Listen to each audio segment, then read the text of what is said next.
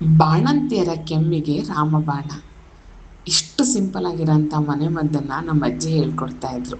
ನಾನು ಅದನ್ನು ನಿಮಗೆಲ್ಲರಿಗೂ ತೋರಿಸ್ತೀನಿ ಬನ್ನಿ. ನಾನು ನಿಮ್ಮೆಲ್ಲರ ಅಮ್ಮ ಅಜ್ಜಿ ಸಿರಿಮನೆಯ ಸುಪಸಿರಿ ರಾಕೇಶ್.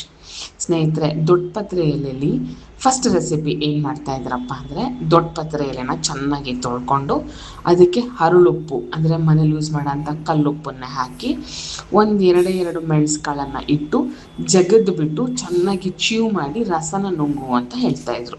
ಇದು ಮೊದಲನೇದು. ಎರಡನೇದು ಏನು ಮಾಡ್ತಿದ್ರಪ್ಪ ಅಂದರೆ, ಈ ಒಂದು ದೊಡ್ಡ ಪತ್ರೆ ಎಲೆನ ರಸ ತೆಗೆದ್ಬಿಟ್ಟು ಅದಕ್ಕೆ ಜೇನುತುಪ್ಪ ಹಾಕ್ಬಿಟ್ಟು ಕುಡಿಯೋಕ್ಕೆ ಕೊಡ್ತಾಯಿದ್ರು. ಇದು ಪುಟ್ಟ ಮಕ್ಕಳಿಗೆ ಕೂಡ ಕೊಡ್ತಾಯಿದ್ರು, ಅಂದರೆ 1 ವರ್ಷಕ್ಕಿಂತ ಹೆಚ್ಚಿನ ಮಕ್ಕಳಿಗೆ, ದೊಡ್ಡವರಿಗೆ.